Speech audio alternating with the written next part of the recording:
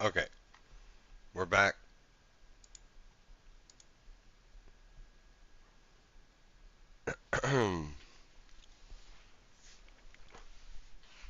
Okay, we are back. Let's do Well, this. look, I want to have a bit of fun with you guys because we've got a quiz here to test my theory that actually the horseshoe theory might have validity. So I think we'll start with you, Mike, with the first one. Who said? I want to know who said these things, right? I blame the Republicans. They are slaves to all of the big industries in Washington, the military industrial complex, big pharma, health insurance industries, you name it, they are slaves to them. I'm gonna guess. I think you're trying to trick me, so I'm gonna guess Marjorie Taylor Greene. You're correct, but Oh only wow! because you smelt a rat. Dang. All right, let me ask I also read Riley. the statement. Let me ask Riley this one. Who said this? You may be happy with the state of the US economy, but many young people aren't. The main problem, the reason capitalism is increasingly discredited and socialism increasingly popular, is that for too many young people, our current system isn't working. I'm going to say this is our friend Charlie Kirk. Actually, Tucker Carlson said that, sounding a bit like Bernie Sanders. All right, let me go to you, Dean. October the 7th in Israel was horrific, and all hostages must be returned, but so is the genocide, humanitarian crisis, and starvation happening in Gaza. I'm not going to say Trump. I assume it's a Democrat that said that. Could it be Zoran? No, it's Marjorie Taylor Greene again. Get out of here. Man. It is, yeah. Is she going to show up on the show now? Yeah, Surprise. well, Wow. let's keep going. We've got a few more. It's quite fun. So, Jack, who said this? Nobody thinks legal immigration is appropriate. We need comprehensive immigration reform, but I don't think it's appropriate for people to be coming across the border illegally. So we've got to work now on immigration reform. Barack Obama. Bernie Sanders. Close. It's interesting, this, isn't it? All right, let's go to Mike again. The unfairness of the system drives people crazy. They are useless and they are rich. How do you come to a place where some of the least impressive and most useless people who have no actual skills become billionaires? Leaving aside my committed socialism, can you answer the question? My committed socialism. Wow. I'm not sure on that one. Zoran? Tucker Carlson. Tucker Carlson. What? Yep. Right. No. This is about Zoran Mamdani. He really ran a campaign where he looked directly to the people. He was focused on their issues, focused on their problems, and talking to the people about his solutions. When we're not talking to the people and not working on the people's problems, we lose the people and the people will turn elsewhere. Tell me. I don't know. Yep, we're back. That surprises me. Me too.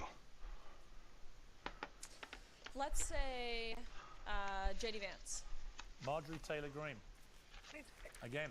This is a salute to Marjorie Taylor Greene. That's No, what I love this, Dean. This one's for you. This one's for you. This one's for you. We've got a few more here. I'm enjoying this because it's sort of proving my point as we go. Dean, you said this. Young people must once again be able to afford a mortgage and a home. No tax on overtime. No tax on social security benefits. Protect our workers. Protect our jobs. Donald Trump? Yes, Donald Trump. I got it. You're going to ruin your own show if we all get along. Do you understand that, Piers? You're putting yourself out of business. Well, no, not really. It would ruin my show if you all got it right. Because the We're point gonna rename being, the show Kumbaya with my Piers point Morgan. being that Yeah, the you more you can't do get this. wrong, What are you doing? the more You you get get ukulele. wrong, the more it proves my horseshoe theory, right? So let's go to I think it's Jack, isn't it? Next, who said this? Freedom is not about saying nice things or agreeing with those in power. It's I really like what he's doing here. This is the cool. right to express your point of view without government interference. We mustn't allow anyone to take that freedom away from us. Josh Shapiro. Bernie Sanders. Who said this, Riley? Young people are in hock to debt. They are completely indebted. They have student loans. They're required to get a degree to get a job that no longer exists. Unemployment is out of control. They followed every instruction dutifully, and they've been completely betrayed and shafted. Again, I'm going to say Charlie Kirk. I think until his final moments, Well, again, even you're in talking about close. Mamdani, It's actually these were issues and concerns that he was it's actually raising. Tucker again, actually. All right, Mike, who said an unspoken secret in Yeah, of course she's not wrong though. These are the things that Charlie Kirk would say and did say. Congress is that much of the reflexive, blind, unconditional vote support for nearly any Israeli government action isn't from actual agreement. It's from fear. Reps are terrified of this, of AIPAC, so they don't vote with their conscience, they vote their fear. I'm gonna guess Marjorie Taylor Greene again. Alexandria Ocasio-Cortez. Yeah. All right, three more. Let me go to you, Dean. This is a problem primarily on the right. Nobody has sympathy for young people. Conservatives have been trained to blame the borrower, not the lender. It's a feature of the mindset. Pay back what you owe. It's not that simple. Well, I'm going to say Zoran, although I think you want me to say Marjorie Taylor Greene. It's actually Tucker Carlson. Oh, Tucker. Not Who is Zoran this guy? Mamdani. Okay, let's go to, I think it's Jack next, is it? Who is worse, the guy who borrows the money or the guy who loans the money at some ridiculous rate? There are payday loans with a 600% annual interest rate. There is a moral obligation to say that is disgusting. Is that Tucker again? It is. And finally, I think this is for, who's this for? I think this might be Riley. I'll leave you with the last one. We need trade policies that benefit American workers. Tariffs can be a powerful tool. They can help level the playing field for American auto workers and steel workers. They're outsourcing American jobs to companies abroad. That's a Trump thing for sure. But maybe Bernie? Let's see. Let's say President Biden. Bernie Sanders.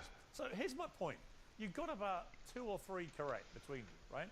And yet that's really interesting to me because it used to be that these kind of statements, it would be pretty obvious who had said them, left or right.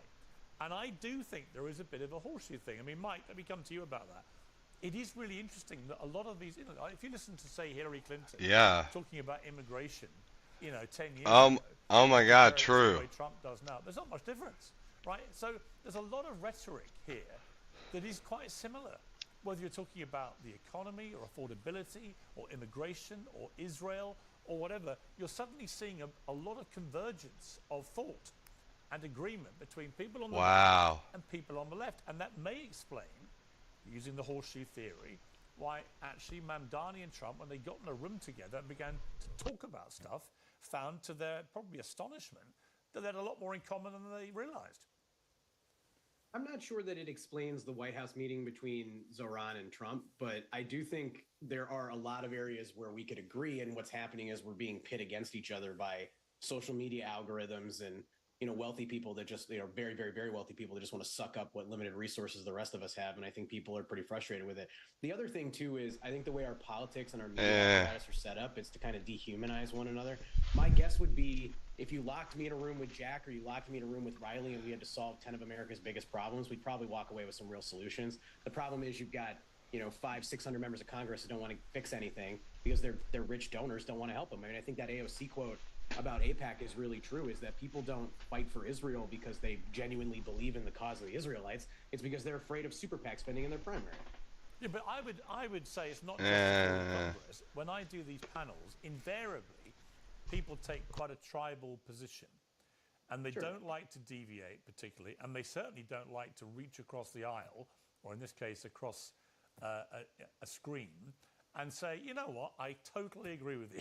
And when I hear it, it's so refreshing, because I do think political rhetoric whipped up by social media has become overly tribal and toxic. And actually, you know, you're right. If you were in a room together, say you went and had dinner together or whatever, any of you, right, from the left and right, I reckon you'd find a lot of things you have in common, things you might agree with you weren't expecting and so on. But it would be a much more civilized encounter. The problem with all political discourse in America right now is all of it is designed to be confrontational. And people accuse me of doing that on this show, but in a way, I'm trying to be the antidote. I'm trying to bring people to a point where they will actually reach points of agreement. I think it would be really like empowering and refreshing if it happened. So can I add one thing to that though? Is that I think the new show you're doing now? Well, no, I just look. I don't. If people want to disagree, if people disagree with each other, it's fine. But actually, being passionate in a disagreement doesn't mean I hate the person I'm disagreeing with, unless they're bigoted, right? And look, even before this, Piers, look at polling. How many Americans support taking big money out of politics? It's only 80-85%. How many Americans support Bigoted? But the problem is that your buzzword bigoted has been overused and wrongfully used, misused. And I have a feeling that he would misuse that exact term. the idea of expanding Medicare, Right. to give our seniors hearing, dental, vision, 85%. We have a bunch of things like that, but we have people in Congress who will have to answer to their donors that prevent us from getting along. We're still going to fight on other issues, and we should. This is America. I don't want to agree with Jack on most things, frankly, but on certain things, it's called populism, and that every quote you read, Piers, was populism, economic, not MAGA populism, down the middle populism, and that's where we're going forward. And you might find some common ground. No, it was MAGA. Issues because people are struggling. That's a real issue. Even Jack admitted it. Prices going up. Trump doesn't admit it. This populism is the winner for the near term until something else becomes. But I'd love us to get along on populist issues, to fight for the working class, the working poor, for all of us. We watch the wealthy get wealthier every single day, and we struggle to make ends meet. And I speak for everyone else who calls my radio show. That's exactly how they feel. So if it's someone on the right or the left, giving them an answer that's going to change their lives, really, not cultural or bullshit, but really, like freezing the rent or giving free childcare with the second biggest expense in New York, they're going to gravitate and vote for that person. That's why Zoran won 70% of people under 45. That's unheard of. Black, white, brown, 70% of them want a better life in the city. But the problem is, the problem is, Jack, it becomes a Jack of that. The problem is, I still don't believe that Mamdani has got a cat and hell's chance of affording, ironically, all these affordability maneuvers, right? He says he wants to get affordability, but the cost of doing that, as has been proven time and again in places where they've tried actual socialism, is you can't afford it. We've got the same issue in the UK now. We've got a left-wing government that made all sorts of grandiose promises not to raise taxes, not to do this, to do that, and all they've done is chuck huge millions and billions at extra public spending, and now they're just going to go and tax all the wealthier people and make them pay for it. It's the old, poverty tax of envy and so on. And I don't like any of that kind of politics. But, I mean, take, for example, here, Marjorie Taylor Greene, who we've got to be quoted a few times. They still can't afford it. She's now said she's not going to run for president. She's third favourite with the bookmakers to potentially be the next president. She said she doesn't want to do it. I never take people at face value when they say that. But she's split from Trump over some fundamental policy issues that she disagrees with them about. Are we seeing the inevitable fracturing of the MAGA movement as we head towards Trump being inevitably a lame duck president? Well, if people like Tucker and Nick get their way, yes. I wouldn't say that Trump is necessarily a lame duck at this Well, point. he will be after the midterms, right? I mean, that's just that is the Perhaps after automatic the thing. midterms, that'll be a different thing, because what's really going on now isn't a fracturing of the party. I think what's happening is that the 2028 primary has already begun. And so it's going to be a vicious primary. Now, we know J.D. Vance is in pole position, but there's going to be a lot of people. I think you're going to see Ted Cruz run. Ron DeSantis is obviously making noise again. Marjorie Taylor Greene currently making a play here, obviously making a play here for either that or one of the Senate seats in Georgia. And look, this is politics. I think politics is always going to move this way. I don't think that Trump is going to come in and put his thumb on the scale. We know that he likes to do, the apprentice thing, the celebrity apprentice thing. So I think that's what you're seeing with a lot of this. It's a lot of the 2028 primary already sort of setting the table for what's to come. I mean, my experience when he does the celebrity apprentice thing is he normally chooses the standout candidate. Yeah, true. He can, but you never know. I mean, he likes to see the Jack, competition. that was a joke, mate. I won Celebrity Apprentice. No, I know. Oh, right, of course. I remembered you were on. I remember. Okay, yes, right. That's how I met Donald Trump. Yes. Trump's going to endorse Zoran. That's what I'm going to predict right now. Let's not get into the You can't Constitution. run. You can't run. Not born here. I know. Let's not putting the Constitution aside. He likes that guy. I mean, let's be honest. He knows a winner. Trump always knows winners. I would love to know. like I mean, Trump Mike Nellis. I would love to know what. I'd love to know what went on between them in private that made them come out like that in the Oval Office. I would too. I think it would be amazing. I tweeted right before the meeting. I was like, they should have sold tickets to it. They could have paid down the national debt because people would have wanted to see it. Yeah. I want to add one. I was outside the room. I'll just add. I hear it was very much the same. I heard it was very cordial. Yeah, that seems. I mean, culture war stuff though, because I do think American politics gets completely bogged down in the culture war stuff, and maybe we've got an opportunity to reset with this Zoran and Trump meeting here. But look, I'm here because I'm one of the founders of White Dudes for Harris. It's how I got a little bit of popularity on the internet with my people. Jack has done his stuff. Riley's done a lot of stuff on anti-trans stuff. We disagree on those things, But it's pretty clear right now. Like, Piers, you and I have fought about wokeism and stuff like that before. Like, that draws attention, it draws clicks. You've built a huge audience for it, but we're very far away from getting on the same page talking about how to help people buy a house and put food on the table and retire with dignity and send their kids to college. I'd like to spend less time on the culture war bullshit and more time on Yeah, the but see, economy. it's interesting how you always phrase the culture war stuff as bullshit, and I say, sure. and I say that issues, and I'll come to Riley about this in a moment, but I say that issues like trans athletes in women's sport, they're not culture war issues. They are a direct assault on women's rights. And it's astonishing to me, Mike, that you still want to dismiss that as something most Americans don't care about. Anyone who's saying got that a you want daughter... to spend more time on that than you want to talk about the economy, things that actually have I don't want to spend more or less time on it, but the more, I have to be honest... It's just as important on the woke left, to a lot of people, to women. one of the leading lights of that come movement. on. But the more that guys like you say nobody cares about that issue, the more nuts I think you've got, and the less in touch with reality you are. People do care. That's one of the reasons Trump won. It's one of the reasons you lot blew up at the election. People on the, I think, Pierce, I think a lot of people on the fringes of the internet care, but I think everyday Americans care a lot more about the economy. Have you asked and any parent with a daughter who competes in sport Yes. in America? Yes. And they didn't Yes. care? Most people don't care about the issue. It's not a salient issue that drives their voting choices. It drives a lot of social media engagement. Nuts. And I made this He's point, nuts. But how couple months seriously, ago when I was Mike, on the all due show. respect, you said you were white dudes for Kamala. How did that go? Yeah. How'd that go? I mean, we raised a lot of money. Yeah, Not bad. Yeah, but they didn't We actually... didn't win. She did. Hey, White listen, you dudes might not didn't like it. She actually did go to marginally Kamala, better did with they? white men in the last You were about election the than only Joe white Biden did. dude who thought Kamala should be president in the end, it turned out. Well, no, she won 41% of white guys, but all right. Right, but does it suggest to you that maybe your political antennae I'll for these just- things? Well, let me No, go. I mean, I would do away with that kind of identity politics. I don't like it. I'm not going to disavow the work You that we literally do. Okay. had a group called White Dudes for Kamala. Yeah, and in the context of the week that What happened, could be where a there was bigger black culture women war for move than Harris and that? black men for Harris and all the others, it made sense. But like, I am generally someone who doesn't think that level of identity You politics literally works. identity politics, and you amplified it 1,000,000%. He did. He still does. It's obvious.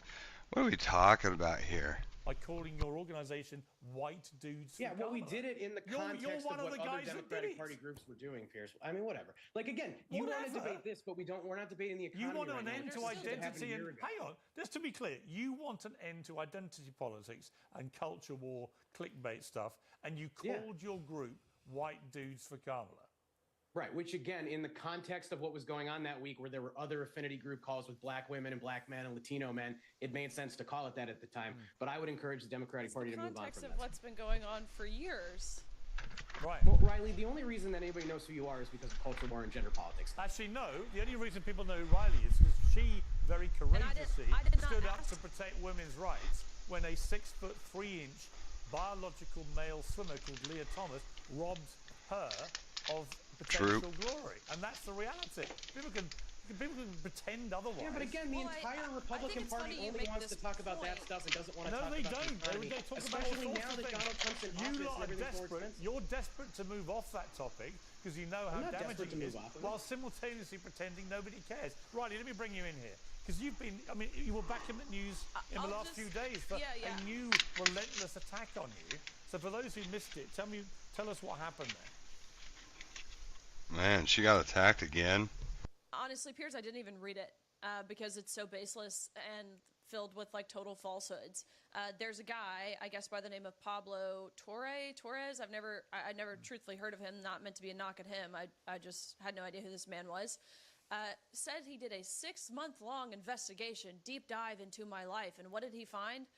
He found that I have a job. I get paid for certain things that I do, just as everyone on this panel does, just as you do, Piers. He found that my coach, my collegiate coach of my team, is accused of sexual misconduct towards swimmers, which I very quickly, when I learned about this, took to my Twitter to release a 4-paragraph condemnation of this, saying that any person who engages in sexual misconduct is bad, especially a person in a position of authority such as a coach. So again, a total nothing sandwich is what this man found. But nonetheless, I just want to make a very quick point. You say that people don't care about this cultural stuff by also telling me that the only way that people know who I am is because of this issue. don't you realize the irony in that? I did not ask to be where I am. Quite frankly, this isn't where I want to be. Even still, I was in dental school prior to all of this. I think I would have lived a very fine life, happily married, pursuing dentistry, okay? I did not ask to be where I am, but people cared. People cared enough, even still, to continue to... So much so that it launched a say, completely... lie, right? So I think life... it's disingenuous to say... People cared so much that it launched a life-altering trajectory change fundamentally in everything she had planned to do with her life up until that point. Everything she does now is pretty much solely on the merits of and the history of how much people cared about what she was fighting for. I mean, it's ridiculous to say otherwise. That, on one hand, no one would know who I am without this issue, but on the other hand, people don't really care about this stuff. I have millions of followers. I think 1.6 or 1.7 on X, 1.5 on TikTok, over 1.2 on Instagram. It's not because I'm posting constantly.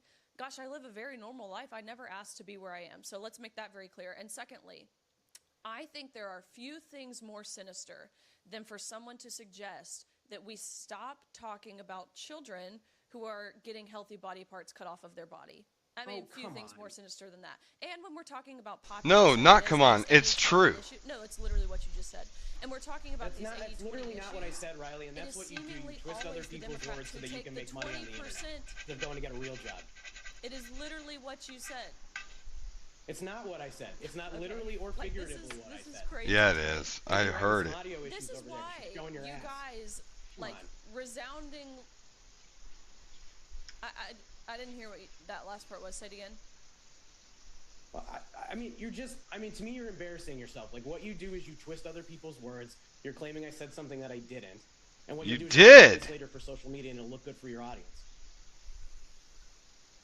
You did say that. We'll let the American people decide who embarrasses themselves. I guess. I guess. The point that I was making, Riley, is common sense, standard, default position on virtually everything. Like the position that I take on, I do believe, maybe this makes me a radical, that abortion is up there with like child sacrifice, especially in the way that the Democratic Party celebrates it. Has a you think abortion is like child sacrifice, and you think that's a common sense convention. issue in the United States? That's crazy. Well, allow me to jump in there and say, even amongst the conservative party, I would say that I have the very standard default position of everyone. 2 decades ago, even. So, well, let me end by saying, decide who embarrasses themselves. Let me end by saying, can I add one final thought? Let me end by saying, Mike. Let me end by saying, yes. On the issue of trans women in sport and trans women in women's spaces, I'm 100% with Riley. On the issue you've made that very clear on the over time, issue of Piers. whether women who have an abortion are engaged in child sacrifice, I couldn't be further against Riley's beliefs. But you know what? I respect her right to her beliefs. In the way that the Democratic Party celebrates it. Yeah, well, look. Celebrates it. Like, nobody celebrates abortion in the Democratic Party. Like, yeah, they do. I've seen the videos. I've seen the trucks. The numbers they got. The point being about the number of abortions. I agree and disagree. Yes, they did. They bragged about it. I agree and disagree with all of you about various We're all things. getting along, you see? And the thing is, we were all getting along we got great. the economy. And now look at it. That's why we need this show, Piers. Now look at it. Now you're back. Now you're a bit like Al Pacino in Godfather 3. You've sucked me back in. Right? There was me trying to find a nice, happy, we're all friends together, Mamdani Trump kind of vibe. And look at us. Look at us. We couldn't even last 45 minutes. See them on social media. Anyway, the battle goes on to find points of agreement. Thank you all very much. I appreciate it. Thank you. Thank you, Piers. Piers Morgan Uncensored. I mean, it's pretty obvious that when it comes to the moral positions of the conservative right and the moral positions of the liberal left, or the progressive left, the woke brigade, as I like to call them, there is no reconciling those things. One is, and there's no universe where I'm going to think it's okay for you to mutilate kids, and no universe where I'm going to think it's okay for you to allow men to beat up women in women's sport. It's wrong. that's just where we're at. There's no compromise there. That I will go to war over that issue. Period. I mean, that's just where we're at. So that's what causes a lot of the hate, the vitriol, the anger. Let's see, we got another one here. Yep, me too, Elrich66. Thanks. Yeah, true. We got Constantine Kissin. So obviously ESN Beast mode. Scotland Let's not check it have a out. nuclear deterrent. Absolutely not. And you can imagine people who live where I live, which is just down the road from the Pasley nuclear. Beast mode activated. And thinking that Here we go. terribly good. Certainly in Scotland, that there is a significant body. Oh man. Parliament in Scotland and in civic society too, and I can only see that feeling growing. You've been Look, putting it's your not head for in me your to hands here on decide that. whether the people of Scotland have a nuclear weapon, but it's for the people of Scotland. But the idea that in a world where we have nuclear weapons, that we would try and put the toothpaste back in the tube where it's not going to go is absolutely asinine. And the idea that we would stop being able to defend ourselves by having a deterrent in a world where people like Xi Jinping and Vladimir Putin have nuclear weapons is completely absurd. It's absurd. We have to have a deterrent. Otherwise, where would Vladimir Putin's troops be today? The only reason they are still in Ukraine and not in Poland is that we have nuclear weapons. It's as simple as that. So I'm wondering whether the future of those sports is you don't contest gender with gender, you contest hormone ratios. Well, hold on a second. What But are you the differences physiologically between men and women are not just hormonal. Women have a different hip angle. They have different heart capacity. They have different lung capacity. I mean, there are profound physiological differences, different bone density. We've had professional athletes on the show to talk hold on. about it. I don't have a problem with that. Then you find ways to slice the population so that whatever the event is interestingly contested. Look at it like this. If 50% of the people who lived in London were Scottish, would we be okay to say that it's less English than it was when it was 10%? We would say it Would is that be okay? British. Well, no, but answer the question. Would it be okay or not? Would it be okay? I'm trying to get my head around that. If 50% of the people who lived in London were Scottish, Yes. would it be okay to say that London has become less English? Well, if they were Scottish, yeah. Right, But, so what's the difference? but the, Bro. Oh no! What happened? do you not consider yourself as English? No. Why is that? Because I'm British. I'm a British So when you Russian go to person. Scotland, if you go to Scotland, so where have you come from? What do you say? Well, I'd say I live in London. I'm originally from Russia. But why can't you say I'm from complicated. England? It's because Why? I'm not from England. I But you wasn't born. are. No, I'm not. I wasn't born here. I didn't grow up here. I came here when I was When you're in 13. Scotland and you're on the road Let me and make there's, this and there's an point. arrow pointed towards England, do you not go that direction because that's where you're from? England. Why I'm not can't you from just- England. I wasn't born here. I didn't grow But you up just said here. are you from London? No. Now, comedians of all Bro. stripes have been speaking out today in defence of the controversial comic Jerry Sadowitz. Going to a Jerry Sadowitz show and being offended is like a vegan going to a steak restaurant and being horrified that there's dead animals on the table. It's ridiculous. I sensed that quite a lot of people in the audience were there so they could laugh at a bit of racism because they don't get the chance all that often. Does that trouble you? If I were a mind reader like you, it would trouble me. I have no idea why the people were enjoying his show. I have more faith in human beings than perhaps you do. I believe that people are able to understand irony and very clever comedy that Jerry Sadowitz does. Well, as you correctly point out, I was there, you weren't. I was watching what was going on around me and trying to assess who thought what about it. But listen, it was And fascinating to how hear. did you assess that? Sorry. Well, just by judging, by watching people watching their body language and listening to them around the You can the tell venue. what someone thinks. No, from I'm their not. body I'm not saying I knew Very what they were impressive. thinking. I'm just saying it struck me that might have No, been the you case. did say you knew what they were thinking. No, no, You said exactly that. You said that you knew that I they said were I was there to concerned laugh they at the might have been. racism. Ah! Get him. The idea that North Korea is where North Korea is because of a lack of diversity is interesting. I would put it to you, Aaron, that the reason that North Korea is where it is because of the ideology that you so proudly support in the Navarro media. the term far right has quite a clear and defined meaning in language. And the meaning is Nazis and people who believes that Jews should be murdered, and people who believes that gypsies should be murdered, and people who believe that disabled people should be murdered. That is who the far right is. 56% of this country was concerned about immigration in 2015 before Brexit, as I said. Are you telling me that 50% or more of this country is far right by the definition I just gave? The irresponsibility of people on the left who have thrown that term around, starting with people like David Lammy. True. Man, cook 'em. Starting with people like David Lammy, who said that the ERG were worse than the far right.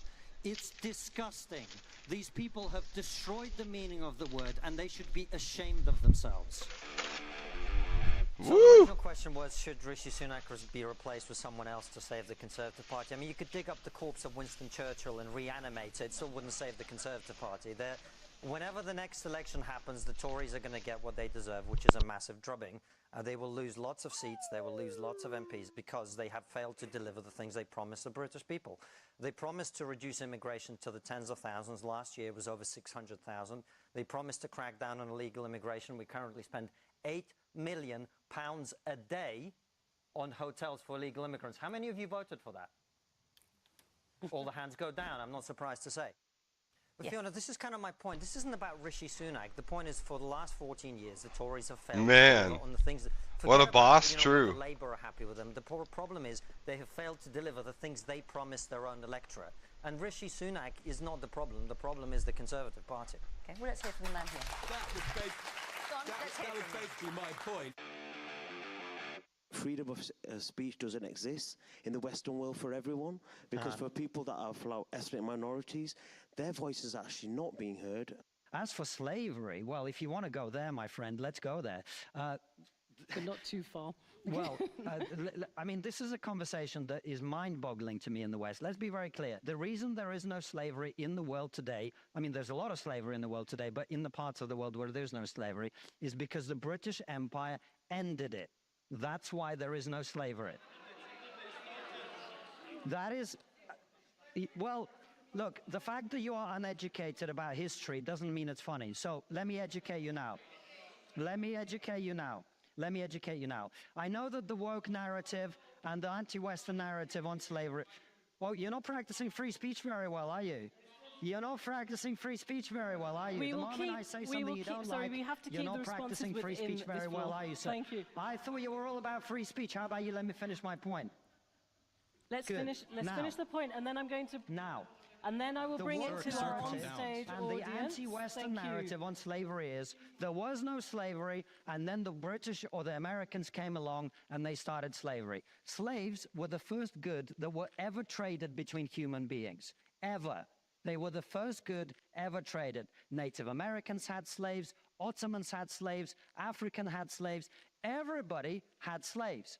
The reason there is no slavery in the West is the British Empire, having practiced slavery for a long time, like everybody else, ended it. Not only that, the British Empire then spent a tremendous amount of blood and treasure to force the Middle Eastern slave traders, with the trans-Saharan slave trade being much worse than the transatlantic slave trade. Constantine, that is not what this gentleman said. In terms of the number of people who were killed, Constantine, in let's terms bring of in, the way that they were let's treated, just bring in Steve in terms for of a how long second. it lasted, it was much worse. And we spent a tremendous amount of blood and treasure to stop it. But the sad truth of the world That's is a that every fact. great empire and every great civilization was created through conquest.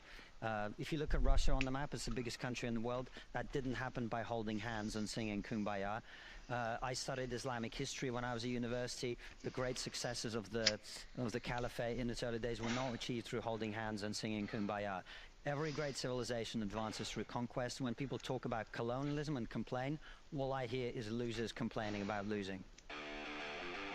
If you were interrupted, it would almost certainly have been me. Yeah, so no, it was. I apologize. It was, but let me just recap it just very quickly. Bruh. I believe in property rights. Do you have a front door in your house? I do have a front door. There are people who are homeless. Why don't you let them into your home? I would say that property rights can and should be curtailed in order that others might live. So someone might freeze to death. Should they be forcefully entered I think into if your someone home. was freezing to death on my door, I would have a moral duty to let them in. A moral duty is a different thing. You're talking about compelling someone through violence, right? You're threatening somebody with violence for not doing something you don't want done. So it's always violent to compel someone to share things when they've got too much. Compelling people requires violence, yeah. But how can you meaningfully be free if you are starving to death? How can a hungry man meaningfully be said to have freedom? I don't understand, what is the lack of freedom there? If you're starving, how are you free? If you're starving, how are you unfree?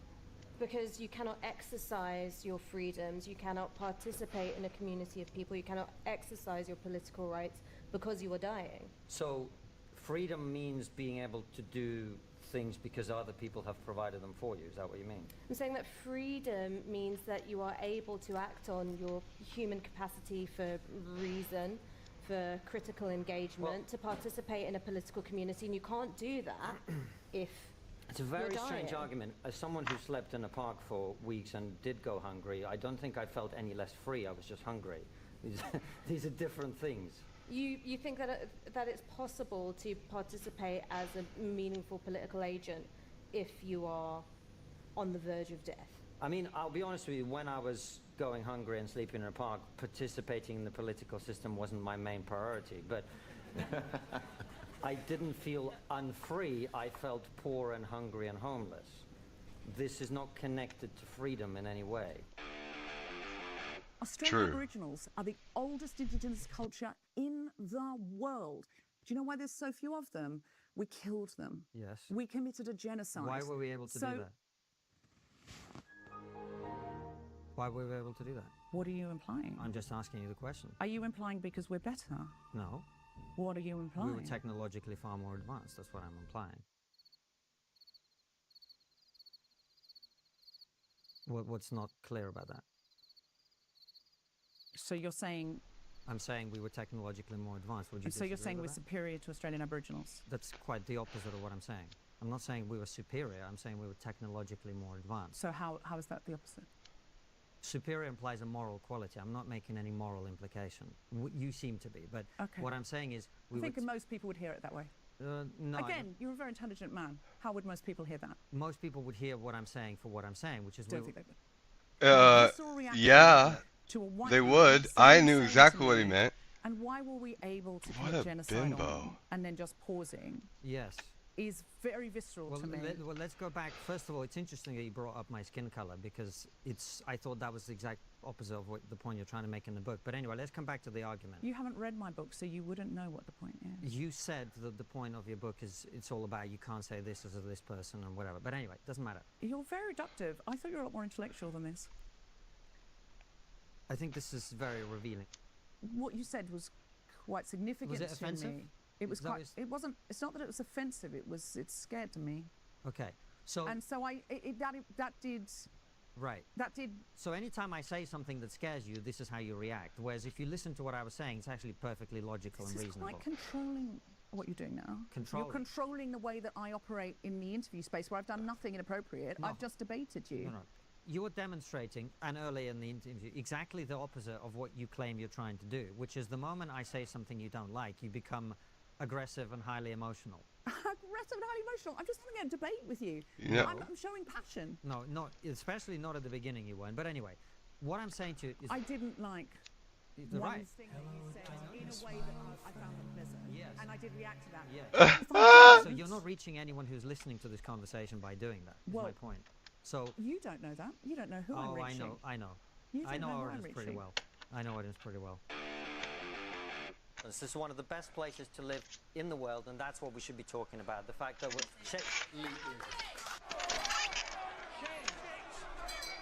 Bro! Well, this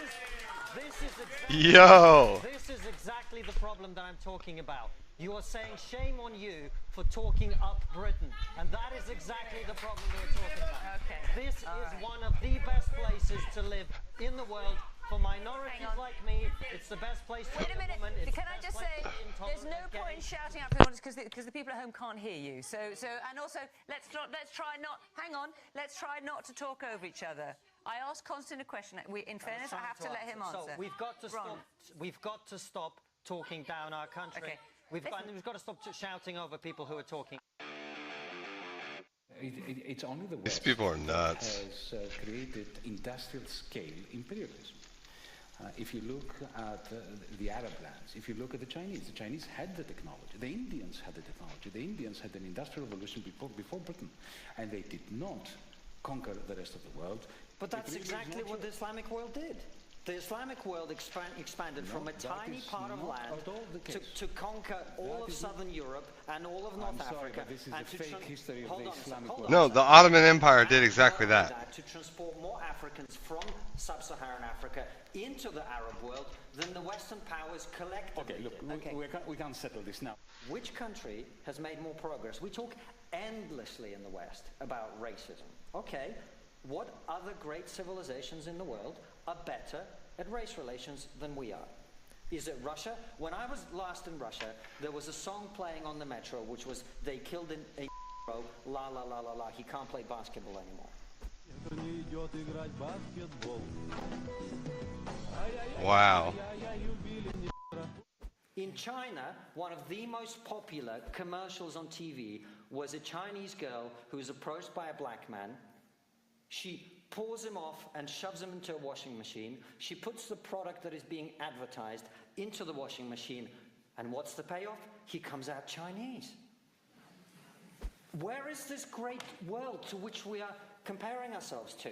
You cannot compare our civilization to utopia. You have to compare it to reality. And in reality, we are the best civilization in existence today. And that is why we must maintain our dominance around the world. And what we have today in the modern West is a new framework of discrimination. So true. We have decided that it is okay to discriminate against white people. It's okay to discriminate.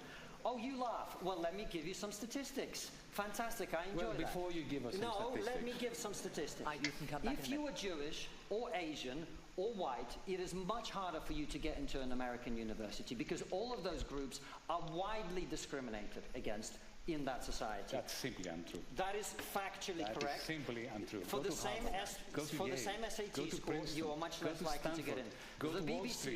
The BBC has whole realms of jobs that are not available to white people. There are internships that prohibit white people from applying. Now, I don't regard myself as white. I'm a first-generation Russian, Ukrainian, Greek, Jewish immigrant. I hate this stuff, and I hate it because it unfairly privileges people who do not deserve the privilege. What we should be doing is eliminating discrimination, not introducing new types of discrimination. I think when you're born on first base and everybody else is trying to come up behind you, you already are. How? As a man. As a man compared to half of the population, you have advantages that are undeniable. Really? They are. And you know, you already are ahead of the curve in applications to things, in the way that resumes are reviewed. And so, you know, and you have a privilege of walking around in the world being perceived as white, even if you don't perceive yourself that way, in terms of how you're treated. I was literally called a pansy at school. Okay.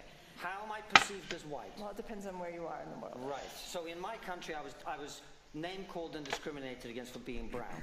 So I have a privilege. You've decided by looking at me that I have privilege? We all have privilege on this panel. Everyone does. Everyone carries bits of it, right? I'm just saying, and I'm not saying that there aren't differences in admissions. I mean, wow. The consequences of the discrimination that you see in place. Well, it's the end of meritocracy. It's the end of meritocracy. It never started. Meritocracy never begun to end. There's never been meritocracy. Okay, let me rephrase for the pedants. Privilege. Let me rephrase wow. for the pedants. It's the end of the pursuit of meritocracy as the goal. Most people know what hate speech is when they see it, and should be able to. I don't know that I know what hate speech is when I see it. And also, do you not feel as well? It's a shame. I don't know the Tottenham fan. Well, I don't know. So you could say all sorts. Is Tottenham fans? What you're doing is desperately trying to find the one or two examples of things in which there is a marginal case where the use of hate speech is just about justifiable. So you're going to talk about the use of the Y word by Tottenham fans. Right. You're going to talk about this one case in Liverpool with this young lady who posted the lyrics of a rapper in homage to someone she loved, who was his favourite song, which is his favourite song. Well, I was answering your question. And I can see those, and those are absolutely fringe cases. But it's sad to me that you can't define. No, sorry. Hold on a second. You're misrepresenting what I'm saying. I'm not saying if someone comes up to a black person in the Again, street, rewind and just listen. good. I hope people do that because they'll see that you're misrepresenting what I'm saying.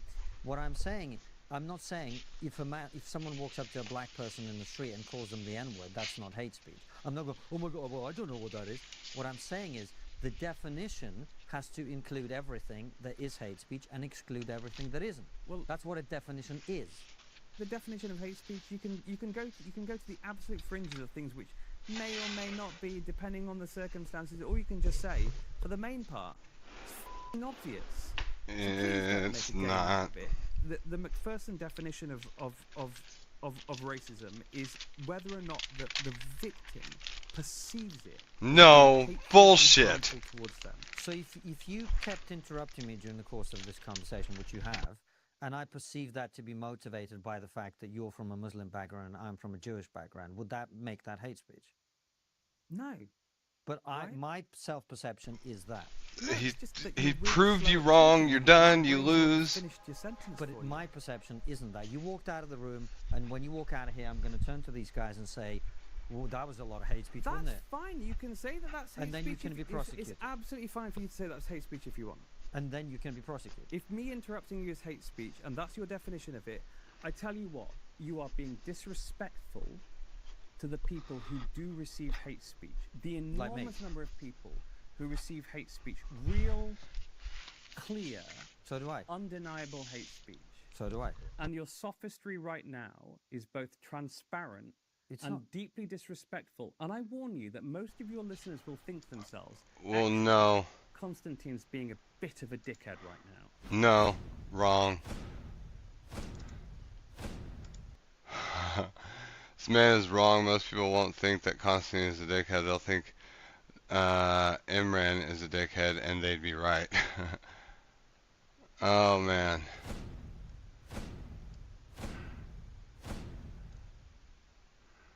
That's interesting that you say that, because what I'm doing is I'm stress testing your argument, and the point I'm making to you is a person's self-perception can be manipulated. People can lie about how they perceive their the things that they experience, and sometimes people will use the law against other people when it's badly written. Don't you think that's true? I do think it's true. That's what I'm saying.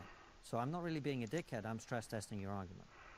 And calling me a dickhead might be considered hate speech. No, it's not hate speech, it's just good observation. Fine. No, it's not. Now, I want to talk to those of you who are woke and who are open to rational argument. A small minority, I accept. Because one of the tenets of wokeness is, of course, that your feelings matter more than the truth. But I believe in you. I believe there are those of you here who are woke, who are open to rational argument, so let me make one.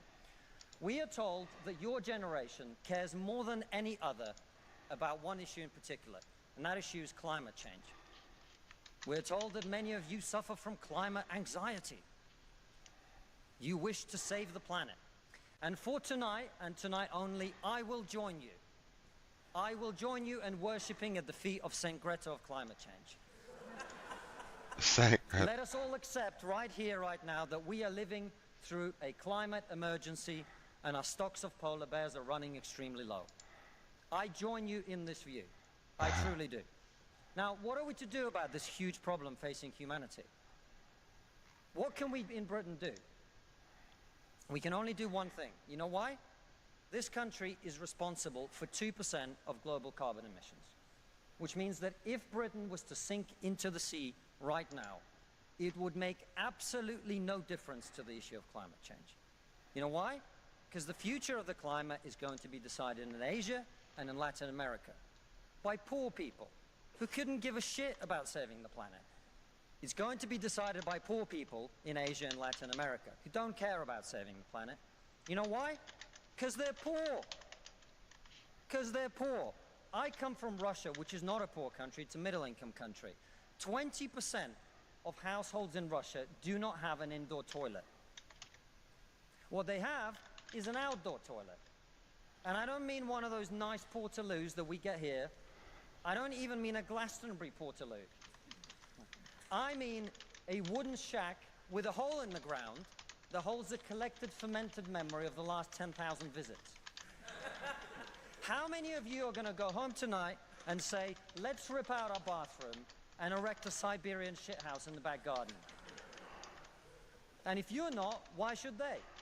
If you said to me that I had a choice, either my son had a serious risk of starving or dying from a preventable disease in the next year, or I could press a button and he would live. He would go to school.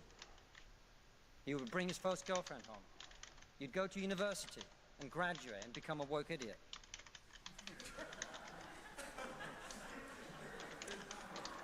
And then he'd get a job and get married and have children and become a man. But all I have to do is press this button. And for every day of my son's life, a giant plume of CO2 is going to get released into the atmosphere. Now, you're all very young, and most of you are not parents. Let me tell you something. There is not a parent in the world who would not smash that button so hard their hand bled. Wow. Based. You gotta love it. Gotta love it. I really do. I enjoy Constantine a lot. Alright guys, thanks for watching. We'll see you all